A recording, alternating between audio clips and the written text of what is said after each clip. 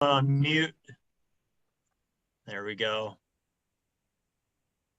I hate putting people on mute. I know I say it every time, but it is kind of a bummer having to put people on mute. I love the interaction, and we can have that throughout the presentation as well too.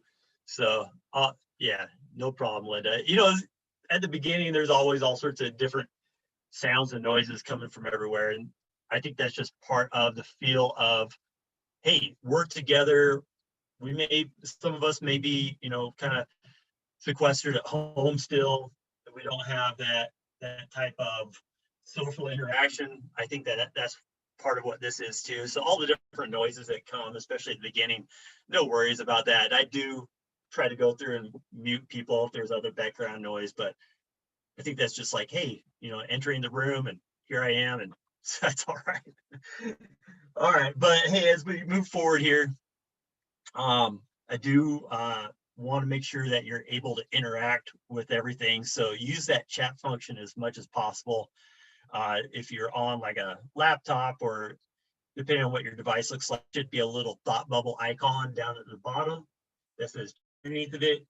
And you can just click on that. It'll bring up the chat box and type a question or insight that you have, put that in there.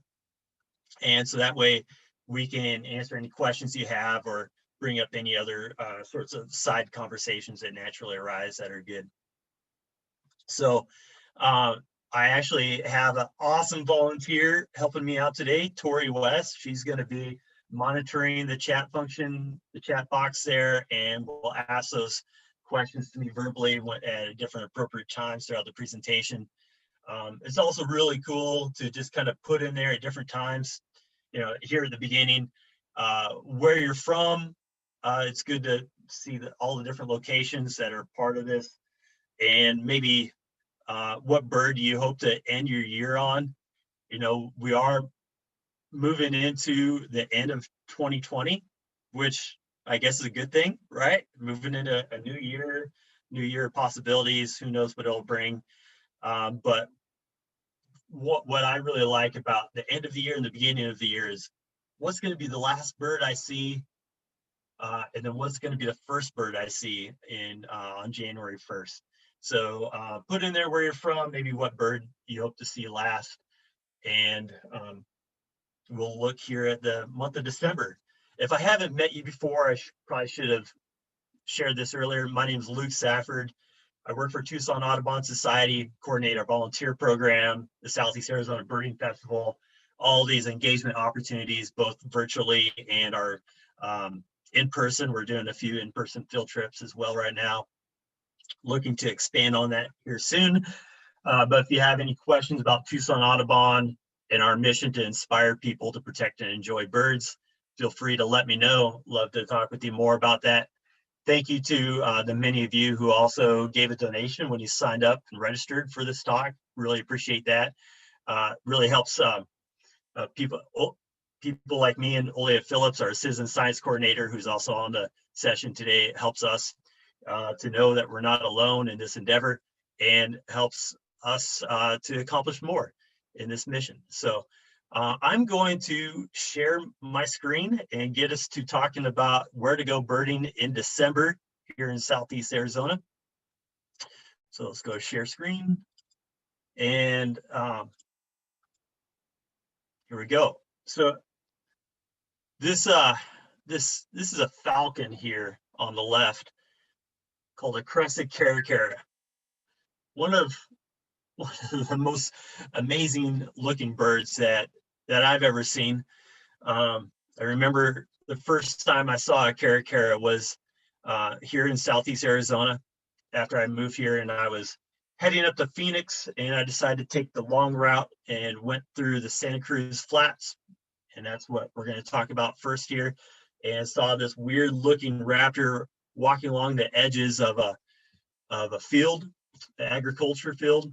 And I just thought, wow, that is a bird I would never see in Washington State. Made me really appreciate being here in Southeast Arizona.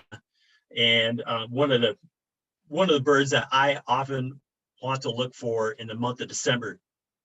It may not be the most Christmas holiday looking bird in the world. Maybe Kind of looks like it should belong around Halloween. But this is a bird that I think about when I think about where to go birding in December. And this picture is taken by my friend Tom Brown, somewhere here in Southeast Arizona. I don't know if out in the Santa Cruz Flats or not, but that's where we're headed, is the Santa Cruz Flats, northwest of Tucson. I would say in the winter months, this is probably one of my favorite spots to go. I thought about talking about the flats in November, but decided to hold off as long as I could. And so it's a spot that you should go to here at the end of the year. It's not often a spot that a lot of people think about going to because it's not necessarily the most aesthetic spot to go to. You know, you're not going to see, this might be the best looking picture. This was the best looking picture I could find of the flats. You know, it's just not picturesque. It's a lot of ag fields. It's a lot of barren ground, sod fields. This is Picacho Peak, in between Tucson and Phoenix. You know, as you make the drive up I-10, you drive past that, and it's one of those iconic kind of things to look for as you're driving along the freeway. So this is what you see when you're out in the flats, just these open fields. But it's surprising not only the variety of birds that you can see out there, but some of the birds that you see out here in these flats, you're not going to find anywhere else, like mountain plover or caracara, a few other spots, Sprague's pipit, sagebrush sparrow, Bendire's thrasher. You get those in a few other spots, but really this is a location to go to. And falcons, and we're gonna get into that. What I thought we would do first is just kind of give an overview of all the different locations and kind of a sense of direction for where the Santa Cruz Flats are at. You know, the way that I see this series of where to go birding is basically giving you some tools and some thoughts and some different tips on how to get to these locations, where to stop, what kind of area to look into. So oftentimes when we're figuring out where to go, and we have the books and we have the maps, but you know, it's really good to have some of that insider knowledge. And you can see this on eBird and think, oh man, which one of these hot spots should I go to first? How do I, you know, what's the best way to approach and direction for all this? You can see here's Picacho Peak. As far as birding the state park area, I haven't really done that before, maybe once. Sonoran desert habitat, nothing too crazy there. But all of this, you know, here's Red Rock. That's going to be the exit that you're going to take if you come from Tucson. And this route that goes past the feedlot, the Sasco Road crossing of the Santa Cruz River, and then up through all these ag fields through here, and you can kind of crisscross all of these different roads. It's a lot of, so it's paved until about the Red Rock Feedlot, and then the rest of it is all gravel road. Usually really decent, good gravel road. There are some times when if you have a big weather, you know, if you have some rain or something, like we have any rain right now. I don't see any rain at all in the forecast. But if you go out here after a rain event, you should be aware that the mud out here is like really, it's like clay, and it like gets all into your tires and everywhere. It's pretty nasty and can you know, cause you to get stuck.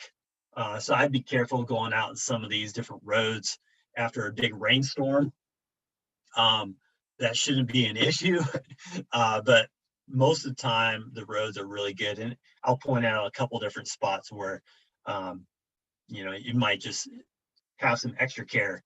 But so how do we go about approaching the Santa Cruz Flats and these agricultural fields when it comes to birding? And I'm going to take this from the approach of Tucson. I'm going to show you. Let's see.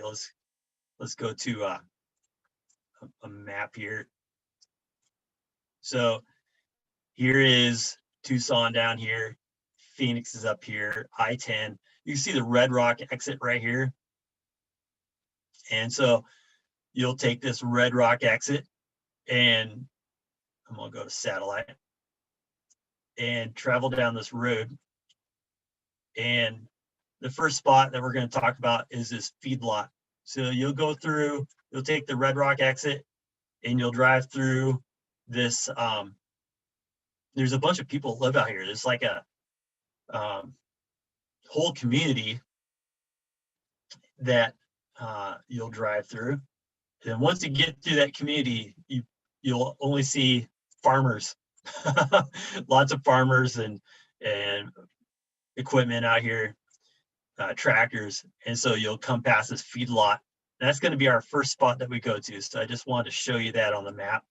And then what's interesting is just past the feedlot is you go, and this is where the Santa Cruz River comes through. And honestly, there's quite a few times when I've been down here and it's been flowing really well in the winter. So I haven't been there this winter, so I'm not sure if it's flowing right now, but a lot of times there'll be an actual flow of water that crosses the road right up here. And we'll talk about this. You can park right next to where the river crosses and kind of check out in this area. So let's go back to the PowerPoint. I can find it. So the first stops for flats, and some of you may have questions already, but we'll get to a point for questions here after a couple different locations here. But the first stop, the Red Rock Feedlot that I showed you, and then that Santa Cruz River at Sasco Road.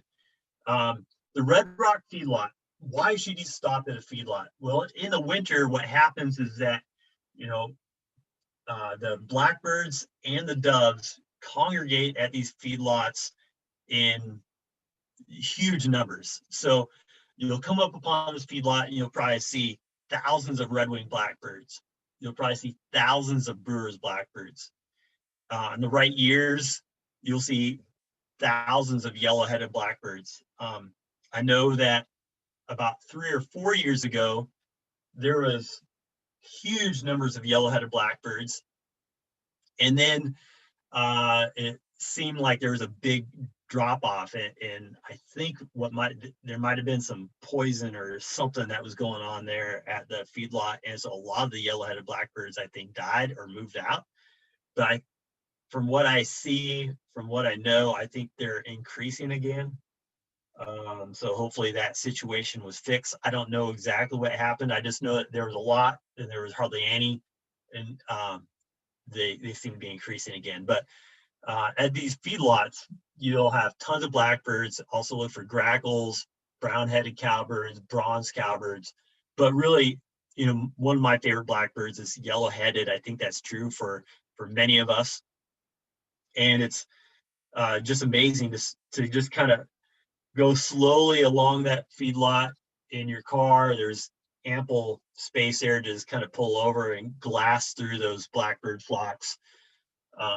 And so that's a great reason to stop there. There's also, you're going to have rock pigeons and mourning doves galore, probably some white-winged doves still in there, Eurasian collared doves for sure.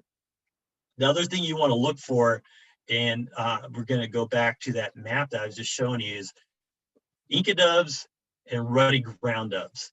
So if we go back to this map right here, head back up to the feedlot, you'll come in on this road and you can kind of do a loop around the feedlot. But what you'll notice is that there's a residence right over here in the northwest corner. What I like to do is come along Coach Way and then come over here on Hollis Road. And so you can see here, you can just kind of park, or stop your car somewhere along in this vicinity on the side of the road. And where I've seen ruddy ground doves many times is right out here in the grassy area, right along the edge of all these cattle feeding areas. And Inca doves calling from these trees right here. So this is a spot where if you're looking for ruddy ground dove, where I would check it out. Another location is the park right here on Coachway, again on the northwest side. And look out this way. Ruddy ground doves are really small, so they can be hard to see, but they're also kind of a rufous color that you know, kind of stands out. And but they hide. And right now I think there's about 3 or 4 that are hanging out at this Red Rock area. And I do know that, I mean, there's a lot of ruddy ground doves around right now in different parks in Tucson, so it may not, you know, it's a rare bird, but it seems to be really increasing. They kind of have this thing where they fluctuate in numbers. I was looking at some reports back in 2003, 2004, the winter of 0304, and there was up to a dozen ruddy ground doves in this area. So they increased to that point, and then they decreased to where maybe there's 1 or 2, and it does seem like they're increasing again. So this is just a spot to check out and get it for your Pinal County list if you want to. But let's see, if you go back here, you can see this is a ruddy ground dove that I saw right there at that location. You can see it's in the grass, right on the edge of where that the cattle feeding area and the grass is at. So that's a spot to check. And for all the blackbirds, and peregrine falcon is one species of falcon. You could see other species of falcons in this area too, but peregrine falcon like to pick out the rock pigeons and the colored doves from the big flocks that are there. So be looking for that. As you head down into that Santa Cruz River area along Sasco Road, you come to kind of a different type of habitat that you don't really find in a lot of other areas in the flats. And so that's a spot to look for ladderback woodpecker or red-naped sapsucker. A couple of different winters, there's been Louisiana water thrush along that stretch of river. So that's one to look for. There hasn't been one reported there this year at all. And I don't think last year, but for 2 or 3 years running, there has been Louisiana water thrush in that section. So you get some different riparian birds that you wouldn't normally get in other places. So a quick look there. It's really close. I'd go check that out. Hey, Tori, any questions before I head into the next stops here about the feedlot or the Santa Cruz River? Yeah, Dave asked the question of whether or not there are any recharge basins or WT that should also be checked along there. Yeah, so there's not much, but what I would say, since you bring that up, if you just kind of, if I scroll back here on the map, if you want to stop at a wastewater treatment plant on your way up to Santa Cruz Flats, on your way up to Red Rock and Marana, there is the La Mirage wastewater treatment plant, which is not one I've talked about yet. It's not one that's often visited either, but you take the Marana exit. You can see Marana right here. You take the Marana exit and you head east towards this whole block of neighborhood here, and you take North County Road. So there'll be I can't remember if it's a 4-way stop or not. You cross the railroad tracks and you take a right, and this road kind of comes right along the freeway, heads past the neighborhoods, past this little it's like a corral area here, and it just weaves its way down, and there's a little wastewater treatment plant right here that's not visited very often. It's actually really good for blackneck stilts from late spring all the way through summer, where you can get like 20, 30, 40 plus blackneck stilts right in here. And in the winter, you never know what could show up. I have had, dowitchers, I've had bearded sandpiper, a few other shorebirds, waterfowl in here like lesser scaup and ringneck duck. And you just kind of pull off in this little open area right here and peek over into the two basins and see what's there. So that's the only wastewater treatment plant really that I visit in that area. Nancy asked, even though the group has mostly answered it, I'll ask you also. She was wondering why the birds were attracted to the feedlots. Oh yeah. So there's a lot of food resources, big time. So all the silage and stuff that they're feeding the cows, they'll feed on those grains. And then also with all the cow manure and stuff, there's a lot of bugs in the area as well. So it's just all about food resources for these blackbirds and doves. And I guess a food resource for the peregrine falcon too. Yep. Okay, this isn't really a question, but Dee mentioned that she saw 2 ruddy ground doves at Fort Lowell this morning. Oh, awesome. And yeah, that's been really, really incredible how many ruddy ground doves have been around. So they're definitely increasing. And whether it's Fort Lowell Park or the Red Rock Feedlot, both have their advantages of seeing them there. And that's cool. Thanks for sharing that. So the next spot that I want to lead us to is the corner of Baumgartner and Wheeler. So that's the next hotspot. And I'm just going to show you how to get there real quick, and then we'll go to my slide. But you stay on this coachway. So what happens is you're coming down from Red Rock, and you go on the north side of the feedlot on Coachway Road. And basically, you just then stay on Coachway Road right here, and it weaves its way through all these ag fields. Now, before we get to Baumgartner and Wheeler, what I just want to say is, as you maneuver your way through here, is just take your time, because these are all great spots for lark bunting, lark sparrow, horn lark. You see a common theme here, lark, meadowlarks, and lots of raptors. So one spot that I want to mention is as you make the turn from Coachway and you head north on Cripple Creek Road, that this whole area right through here, especially on the east side, on this right side, is area where I've seen Harris hawk. Harris hawk is a species, that we get here in Southeast Arizona. They travel in kind of packs, and that's how they hunt. And but this is tended to be a good area for me for Harris hawk right in here.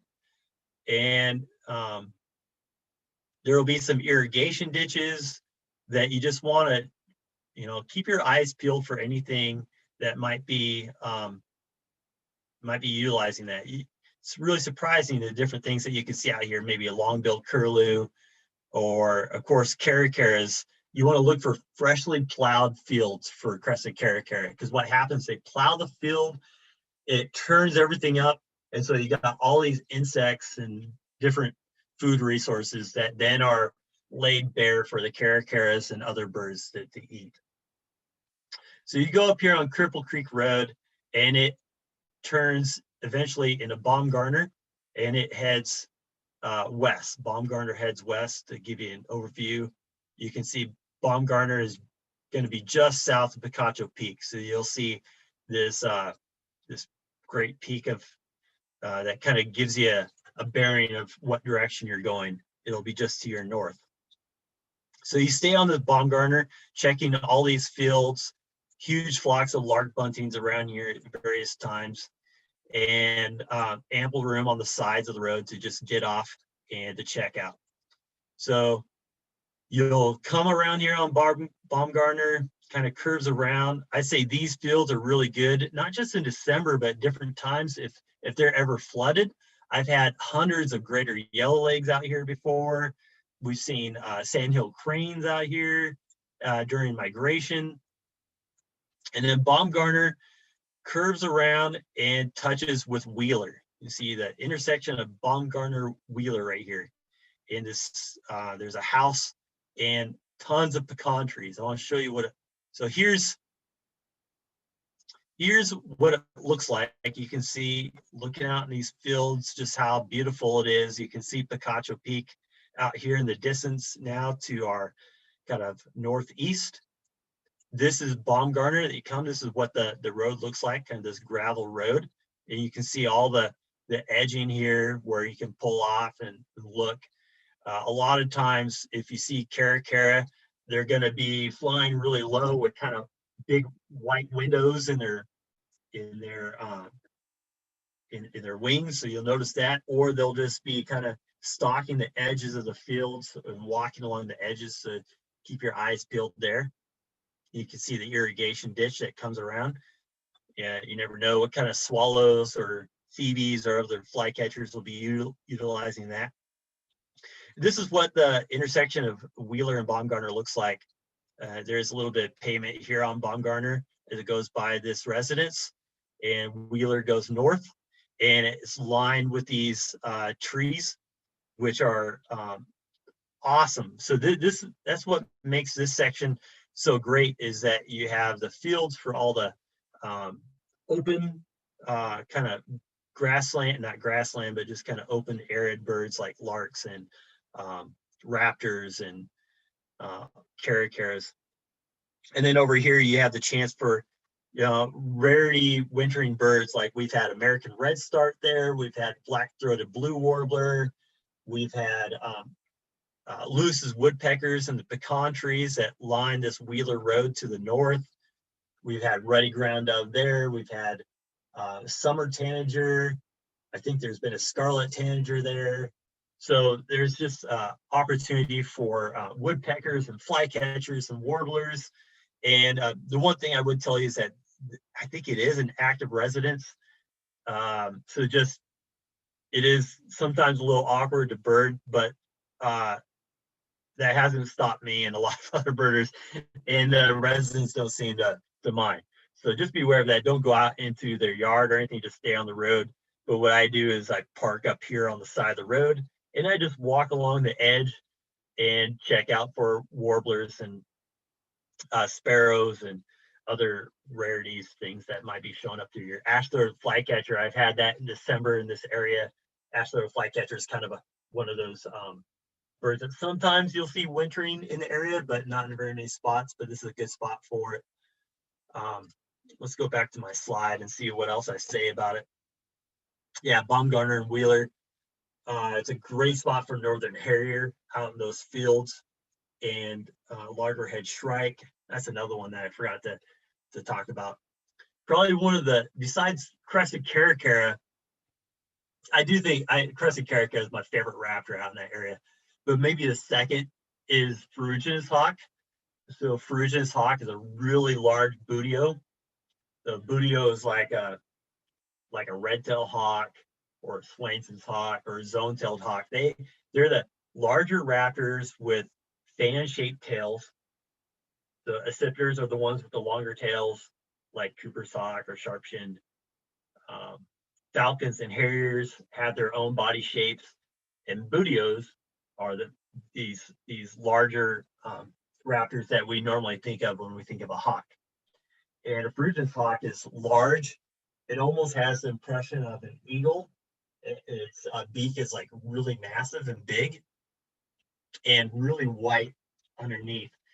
And you can see it's kind of got a rufous color. This is a light morph, like a real rufous color on their back. And this can be one of the best spots for ferruginous hawk in the area. They normally breed. They breed at higher latitudes, so like Columbia Basin of Washington State, Idaho, Oregon, and then also up into Utah and Nevada, Montana, Wyoming, those areas, the plains, of course, Colorado, where Frisian's hawk breed at, and then they come further south in the winter and winter down here. So we can see these sometimes in San Rafael grassland area, around Marana, but the best spot for me, I've always had a lot of good luck in the flats. Once you go through Baumgartner and Wheeler, I'll share a little bit here about Green Reservoir Road. Let me go back to the map and show you. So of course, what I would do is go up Wheeler, and all along Wheeler are these, so these are like olive trees here, I think, and then it turns into pecan trees. The pecan trees are great for Gila woodpeckers, ladderback woodpeckers, and then in the winter, Lewis's woodpecker.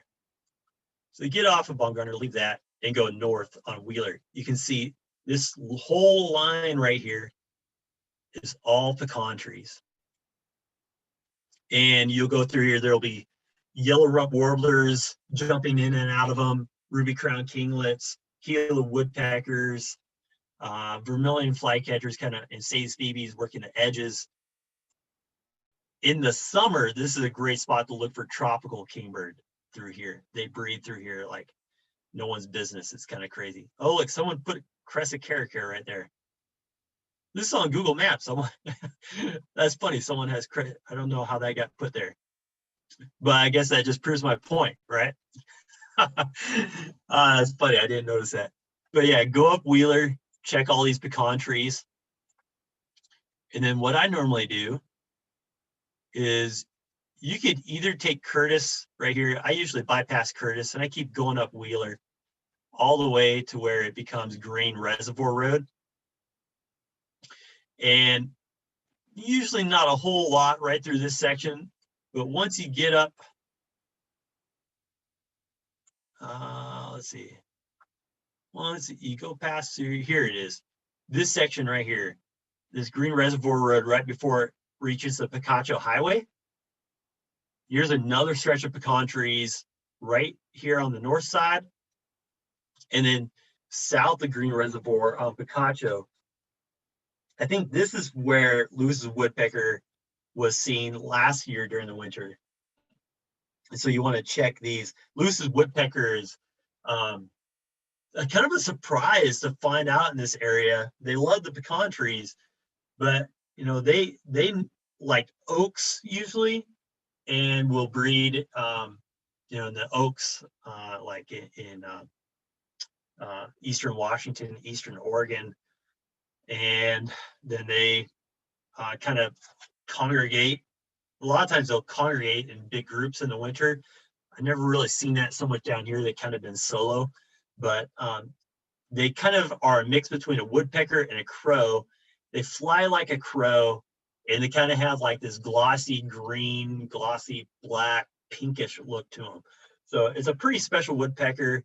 Check it out right here. And then as you come over here on Green Reservoir Road, this section of Green Reservoir isn't as good of a road, but I really like to check out the old reservoir right here, which sometimes is dry, sometimes has water. My guess this year is it's probably dry, but I would check it out when I go down there in December, which I'm going to do. I'm going to check out this area. This is a spot where I've had Wilson snipe a lot. Good chance for swamp sparrow maybe through here. We've had marsh wren and green heron, with different waterfowl ducks at different times. We've had an osprey on top of a power pole right around here before, I believe, right next to Green Reservoir.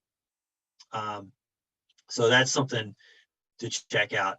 Those are the next two spots where I would go. Tori, any questions regarding Baumgartner and Wheeler or Green Reservoir Road?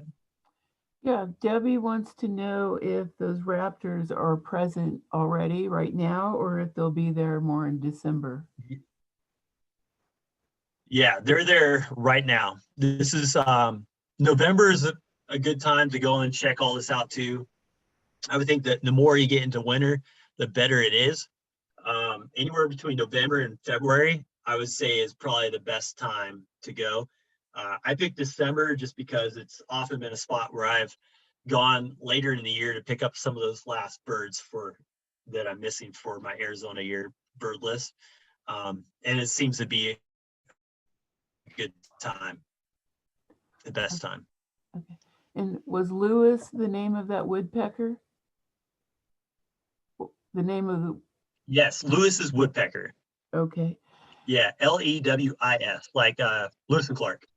okay. And Awesome, cool. Karen wants to know if permission is needed to walk around the reservoir. No, this is all open. So usually what I do is I'll just park right here, right on the side of the road, and then just kind of walk up along the edges, peek up into there.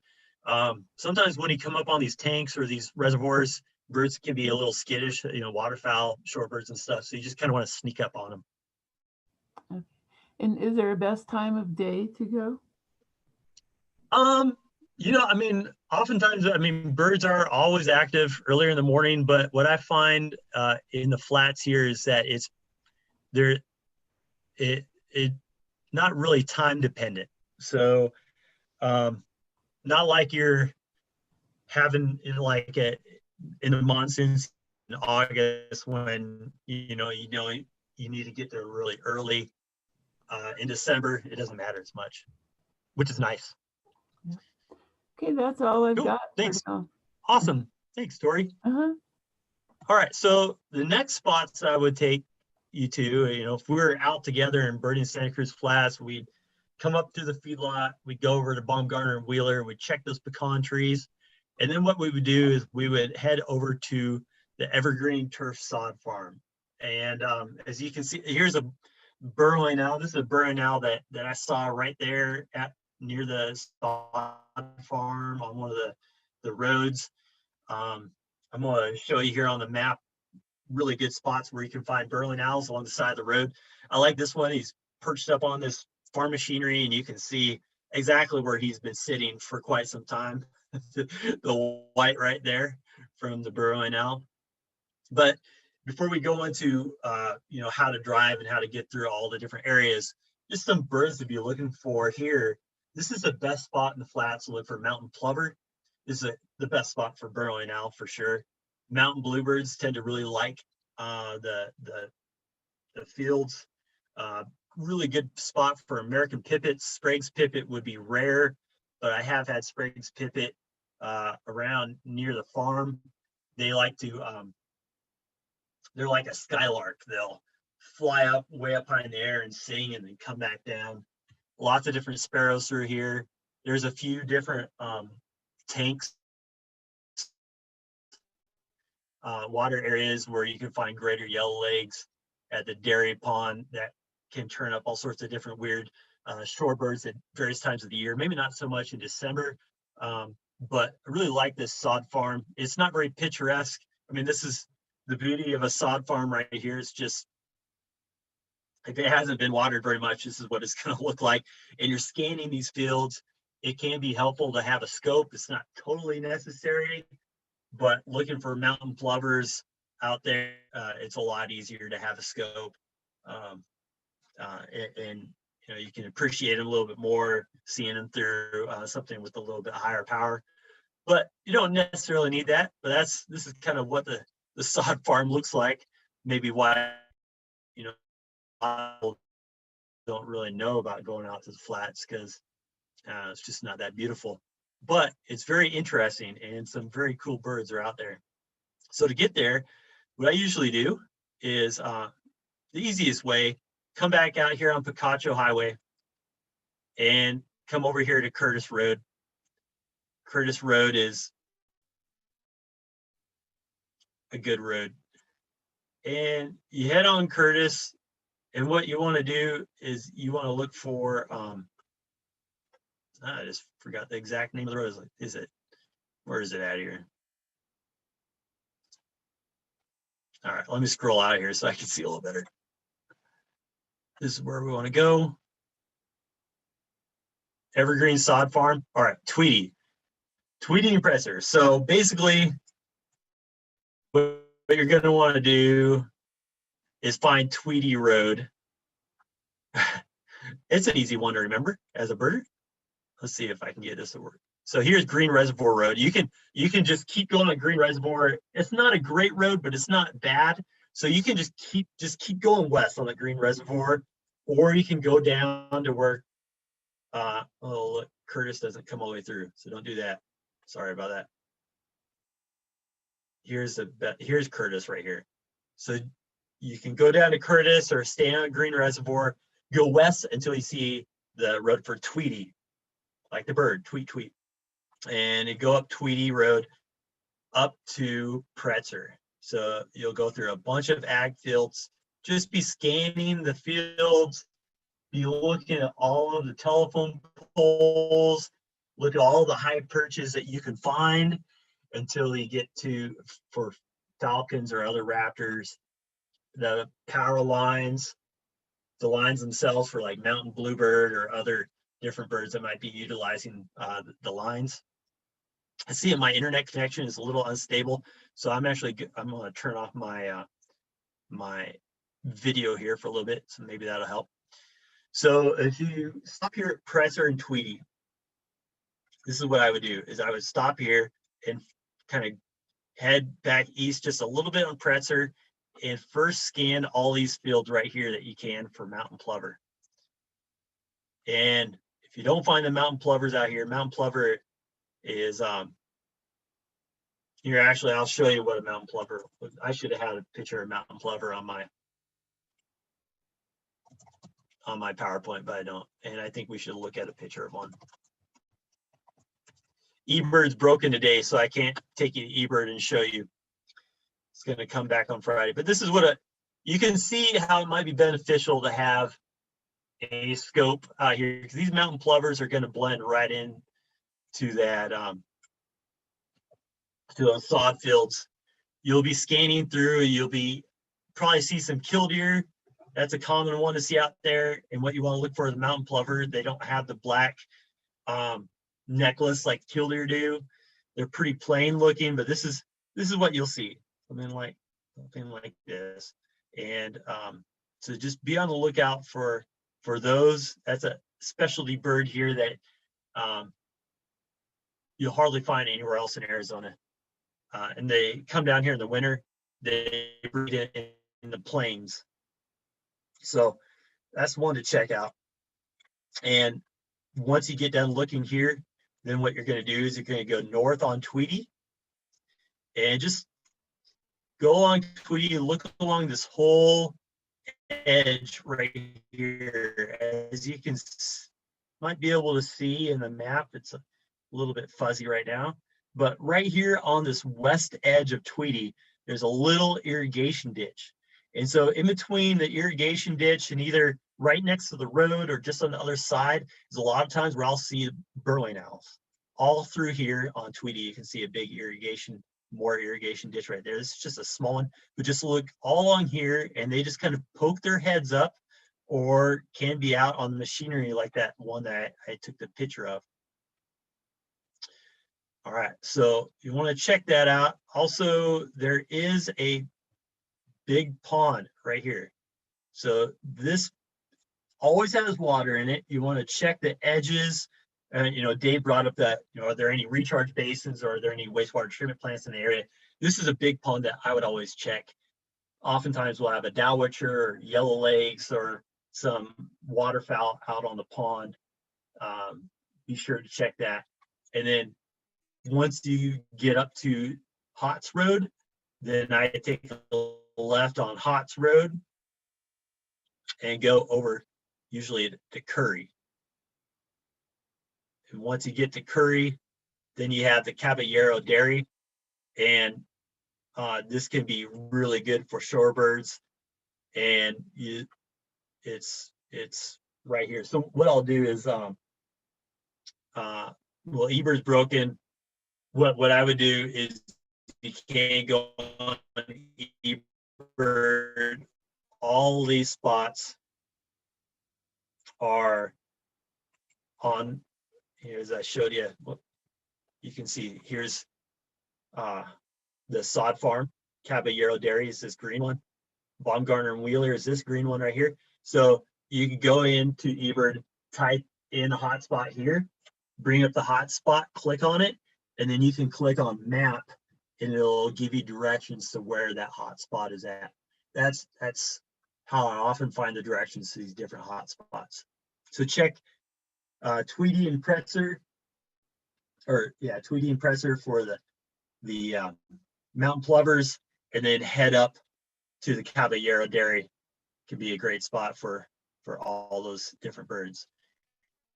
And then before we get to questions, the last spot that I would stop, well, you can travel all through those ag fields and find all sorts of different areas. But the last spot I would go to is Harmon and Toltec Buttes Road. So Harmon is a main road that goes east to west. Toltec Buttes is a very untraveled road that goes north-south, and it's the best spot for bend iris thrasher and sagebrush sparrow. I almost said every time I've been there, I've seen those two, and I think that's true. I just don't want to put any false thoughts in your head that you're going to go there and for sure see these. But bend iris thrasher, kind of a lot like a curved bill thrasher, but with a smaller bill, less curve, kind of different, you can kind of see some difference, in the breast pattern. But definitely the song is different. And then sagebrush sparrow, very small, kind of light colored, black, white, light colored gray sparrow that likes to run on the ground. And so Harmon Toltec Buttes is the best spot that I've found for both of those species, along with prairie falcons, a great spot for that as well. And that, to get there, is just north of Caballero Dairy. So you get Caballero, the next road is Harmon, right here. I'm just on the north side, and you're going to go west, and you're going to go west past Toltec Road, and you're going to see a big, not power plant, but just kind of like a power station thing right here with a big tower. That's where you want to look for the prairie falcon. And you pull off a Harmon on the Toltec Buttes, park about right here. And then look how barren this is. But right here in this little section right here is often where I'll have bend iris thrasher. And then I'll walk down through here, and anywhere through here on this east side of the power station, or just on the south side of the power station, is an amazing spot for sagebrush sparrow. And so keep your eyes peeled, like low on the ground, they'll be running. And so that's where I would go for that. You wouldn't really think about stopping here. It's not an eBird hotspot, but it's where I like to go for them. And you'll see the power station. It's a pretty easy pickup right there. And so that's pretty much how I would approach Santa Cruz Flats here in December. Any questions I can answer before we move on to the next spot? Nope, I don't have any questions. Okay, cool. We'll go ahead. I see we're already kind of moving forward here. 11:50. Holy cow. I always like to give a spot that's really close by for all of us who live in Tucson, like where I like to go during that month. And so I was thinking about December. I really like to go to Sabino Canyon. I actually haven't been to Sabino Canyon since they opened it back up in after the fire. But I'm definitely gonna head there in December. I like going there for a number of reasons. It's totally different than Santa Cruz Flats because it is so beautiful.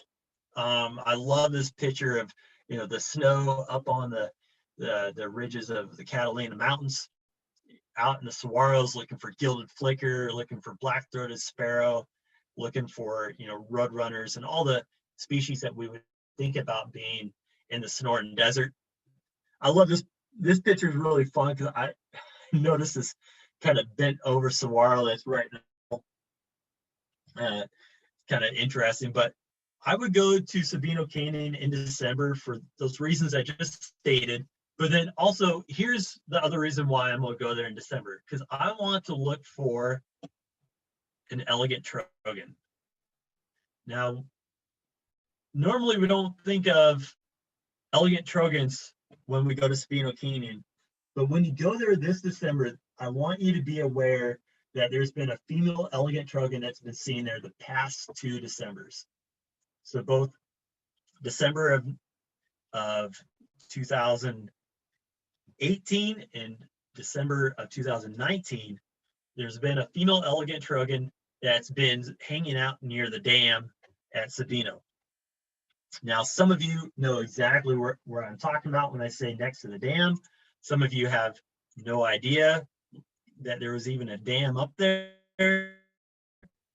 So where is the dam? Here's Sabino Canyon. Now from Tucson, you can see it's on the northeast side. There's Tucson right here, Midtown.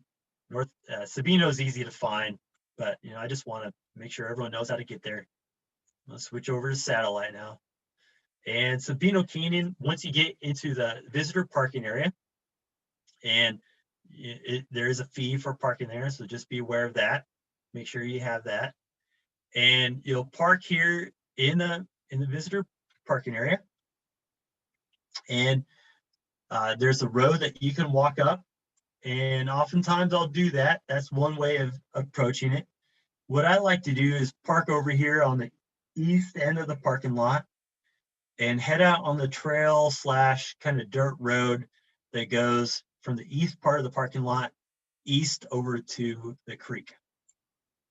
So you walk out on this road that I'm going along with my mouse, and there's a bridge that crosses the Sabino Creek right here. And normally what I do is I'll come up here, and right before it gets to the bridge, there's a little pathway that runs over here into this large, let's see, make sure I'm here at the right spot. Yeah.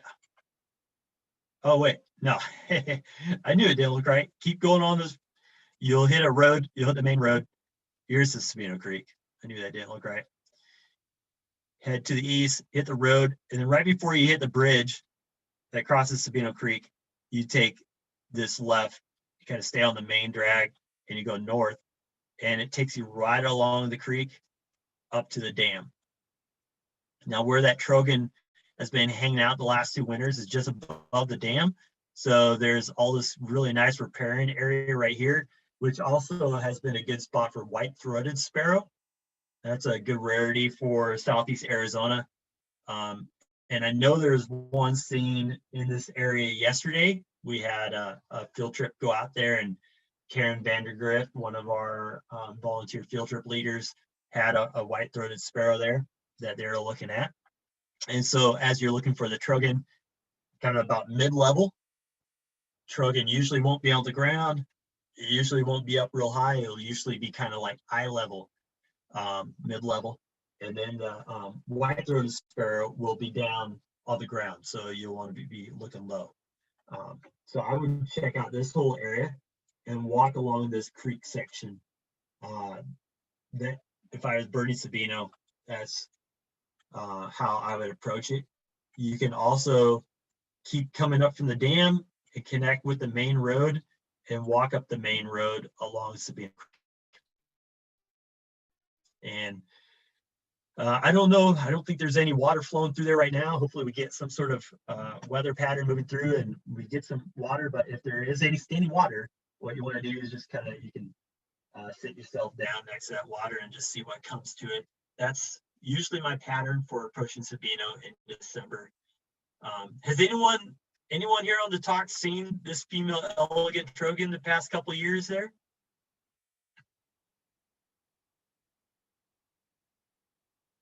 Or maybe it's brand new. Maybe no one knew about it. Now this year, it'll show up and you'll be able to find it. Here's some other birds that you can expect at Sabino. 3 different kinds of hummers, casas and annas, and broadbilled. If there's good hackberries, which I think there are right now, You can find western bluebird, American robin, and lots of phainopeplas. Northern cardinals, Pyrrolithias, they're all over those desert hackberries. Rufous winged sparrow is a common bird in the area as well. So when you're looking at chipping sparrows, just be aware that there's rufous winged out there. Any questions about Sabino, Tori? No, there aren't any questions about it, but Jen said she saw a gilded flicker yesterday at Sabino. Sweet. Yes. And Marcia Tingley did say that she spotted the elegant trogon in 2018. Awesome. Yeah, it's, the female elegant trogons don't get as much buzz as the males, and but they're pretty sharp looking themselves. So we can Daryl just we can get pretty excited about elegant trogon.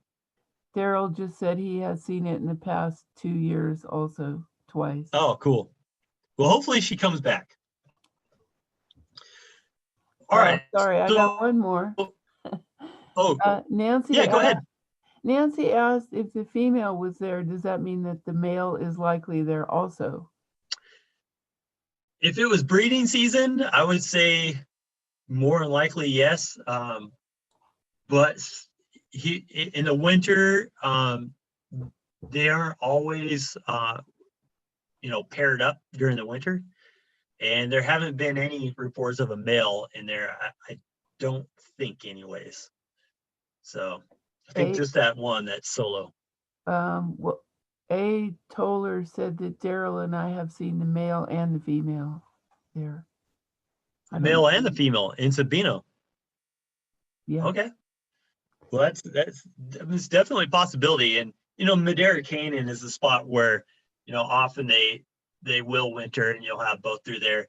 But I think last year, I think there were very few spots besides Madera Canyon where trogons were showing up in the winter, but Sabino was one of them. Okay, and it's right in our backyard. I got clarification. That's Becky and Daryl Heiser who said that. Oh, hey, Becky. I was just emailing with them this morning. Awesome.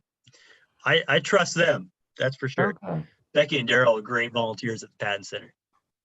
Okay, I Thanks think that's to it. both of you. Okay. Well, here's the last spot that I want to bring up. So we got Santa Cruz Flats. That's like the spot where a lot of birders are going to be going.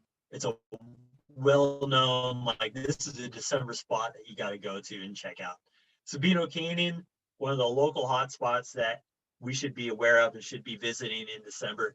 I want to give you a spot that's a little bit out of the ordinary, somewhere that it does take a little bit of adventure to get out to, but it is one of my favorite spots, and it's a spot I go to every December or early January, and it's called Beargrass Tank. I'm betting that maybe none of you have ever heard of this tank before. It's over by Aravaka, just east of Aravaka. In eBird, there's only a total of 39 checklists. And just think about Sweetwater had this, and just a good day at Sweetwater, you could have 39 total checklists. But I just looked in the past 5 days, there's been over 39 total checklists in eBird for Sweetwater. And for its entirety, this place only has 39. A lot of those come from me, my son, and Paul Suchanik, who often birds this area as part of the Atascosa Christmas bird count. I discovered this through that Christmas bird count, and I've been going there at least every year during December. So high clearance is needed to get out to this spot. Four-wheel drive is helpful. I have a Jeep, so it's fairly easy for me. I've taken the Suburban out there before. We've taken this, I think Paul's taken his Subaru out there. So you don't necessarily need four-wheel drive, but you do need high clearance. You need a good map. I'm going to show you a good map here real soon. So you can see here that the water level is really high in this picture. Sometimes these willows right here are exposed with no water at all around them. Other times, they're fully inundated like they are here. But if there's, there will always be water here. So I know there's water there right now. I know it's not as high as this, But wherever there's water in these different areas, it attracts the birds big time. I've had a lot of rarities here, including, you see here, greater scaup, least grebe, and eastern phoebe, among others. Lots of Montezuma quail in the area. So mostly around this tank, it's a lot of like, there's a few oaks, but there's a lot of yucca, there's agave, there's Sonoran desert habitat, but then also it intersperses with this kind of high desert grassland oak kind of menagerie. It's a little bit different. Well, here, before I show this specific map for Beargrass Tank, I'll show you in relation where everything else, how it fits into the map with everything else. So let's go here, and then here's Tucson at the north. Go down I-19, you can see Aravaka here, kind of in the southwest of this map. Buenos Aires National Wildlife Refuge. Whoop, didn't mean to do that. And as you go into Aravaka, you take the Amato exit, and you take that road west as you go into Aravaka. And this right here is Beargrass Tank. This is Aravaka Lake. You can see it when it's full. It's fairly big. Those of you who know how big Aravaka Lake, this is Beargrass. In fact, here, Beargrass Tank right there. So that's just where it's at in relation with Aravaka. And to get there, I can attach this map that I'm going to show you to the email I send out later today, so that you can print it out if you want. I have to take this map with every time I go in there. I've gotten lost a couple times, but I've always found my way. I guess you can't call that lost. I've always been able to find my way. I just kind of missed a few roads here and there, but you're going to take Universal Ranch Road. It kind of zigzags all around. You got the different mileage here, 5.2 miles. You're going to take a right. This can be a nasty section that's really fun in a four-wheel drive or high clearance. And you come through. Oh, didn't mean to do that. Come down through here. There's a really cool patch of juniper that you're going to come through at around 9 miles, and it can be a good spot for western bluebird, mountain bluebird, Townsend solitaire. If the junipers are producing good food, kind of depends on the year. And then the road comes up here, and you park just below Beargrass Tank, and you can walk along the whole perimeter of it is usually how I do it. And then actually here, I want to show you this. This is pretty cool.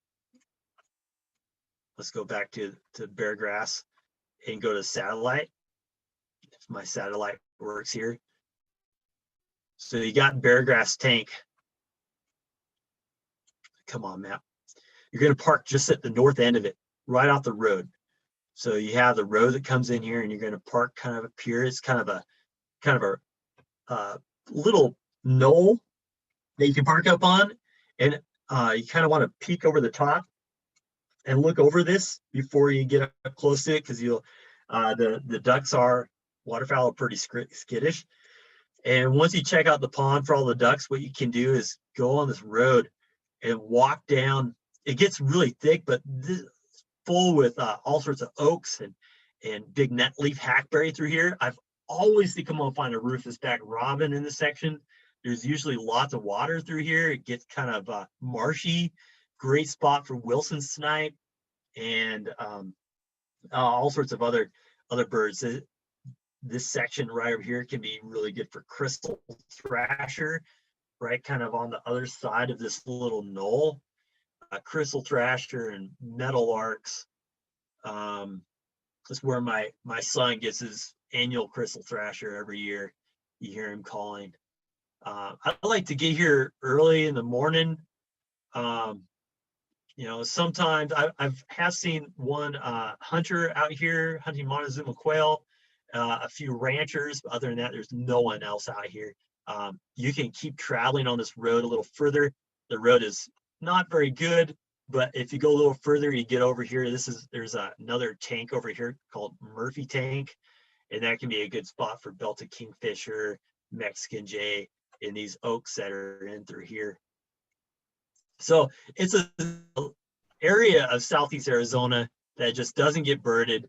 I want more people to go there and to kind of explore. Just be aware you're not going to have cell service. It's it is. I asked my son what he would tell people if he was telling someone about going to Beargrass Tank, and he said the best part about it is that there's no one else out there. So, and be prepared for a bumpy road. This is kind of below that where the tank is at, and he's perched up on some roots.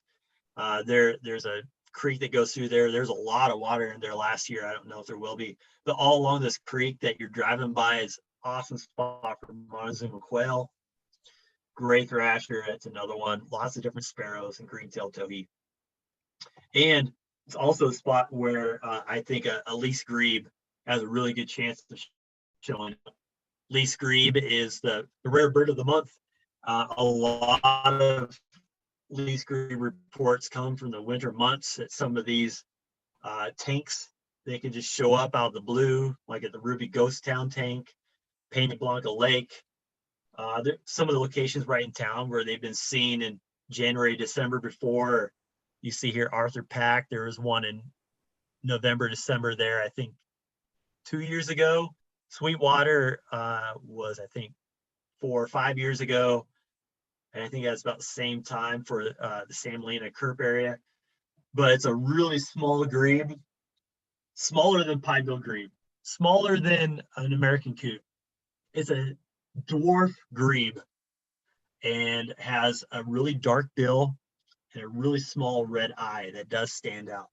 But it's an all dark grebe, and you can see it's right along the edge here. They love to be on the edges. When I saw the least grebe at Beargrass Tank, it was near the edge, right where those willows were at. We saw it for a little while, then it dove back down, and we never saw it again. We don't know. We spent a lot of time trying to find it again. But these little guys are so good at hiding. And I'm sure there's going to be one out there that someone's going to find in December, January. So keep your eyes peeled for small grebes at any little body of water that you come across.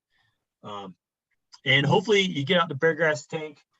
It's a little dicey at times, but it's an adventure that you won't forget. And I think you'll enjoy it. Tori, any questions as we wrap up here? Well, I missed one from Madonna about Sabino. She wanted to know if early morning was the best time to see the trogons. Yeah. I like getting out at Sabino earlier, rather to beat the crowds. But I also neglected to say, Sabino can get really busy. I think a lot of you know that. Probably one of the most visited parks in all of Tucson. So I wouldn't recommend going there on a weekend unless you're there. Even first thing in the morning, it can be super busy. But go on a weekday, start birding like around 8 a.m. is fine. That's about when I would get there. Any earlier, you want to have the sun come up and start hitting these places so that they're more active. Okay. And you've mentioned them several times, so I'm assuming that the Montezuma quail are present in December at Beargrass Tank, but Ellen Yeah. that. Yeah. So down there in those hackberries, just below where the kind of the dam is at for the Beargrass Tank, I say you go down there and it's kind of thick, kind of marshy through there, but that's been a spot where I've had them before. And then that road in between where the juniper patch is at and Tank, they can be right along the road. Get out at various spots. See, what I usually do is I drive slow on that road, and when I start seeing a spot where maybe some chipping sparrows or something like that is moving around, I'll pull off and stop and kind of walk through that area. Where there's a little bit of bird activity that you're seeing from your car, you get out and there's, some other things that you're not noticing. That's usually when I have the quail. Okay. And I don't have any other questions, but Laurel would like to know if you can show the first slide from the Santa Cruz Flats again. Yeah, I'm assuming she's talking about the one with the birds listed on it. Oh, the bird list. Like this one? Or she says, can he show the first slide from Santa Cruz Flats with the birds listed? Yeah, so here's the birds to look There for we go, I think. when you're at the feedlot. Yes. So those are the ones I look for at the feedlot. And then there's different sections. So like if I was at Baumgartner Wheeler, some of the birds for Harrier, Ferruginous Hawk, Caracara, Loggerhead Shrike, Clark Sparrow. And then if I was at these are the birds I would look for here. There's a lot of birds that you can see there, more common ones like yellow warbler trees or killdeer out on the sod farm or Eurasian collared dove at the feedlot that are also, ones to be mindful of. It's always good to, what are the birds that I'm mindful of that I see at these different locations? I'm going to stop my share for right now. And if anyone else has any other questions, I'm more than happy to stick around and answer anything that might pop up in your mind. I hope anyone willing to go out to Beargrass Stank? I'd go. Feel free to unmute yourself too if you want. I'll go sometime in December. Yeah. Yeah, So just be ready for a crazy road, and I'll include that map on there for that too. we used to Yeah, go Jen. off-road a Yeah, lot. I wouldn't go out to Beargrass Stank on your own. So if you can find someone to go with you, that's what I would do. I'll go. If anyone wants to go with me, I'll go. And Sarah's got a Jeep too, by the way. Yeah, I have a Jeep. Woohoo! Hey, Sarah. All right. Well, hey, yeah. Thanks to everyone for joining. And yeah, if you have any more questions, feel free to reach out to me through email or whatever other way you have for reaching me. I'll be emailing this out this afternoon. Have a great rest of your day. Thanks. That was Thank you. great, Luke. Thanks, Thank Luke. you. Thanks. Thank you. See you Bye, later. everybody. Thank you. Thanks. Thank you. Bye-bye. Thanks, Tori. Bye. You're welcome.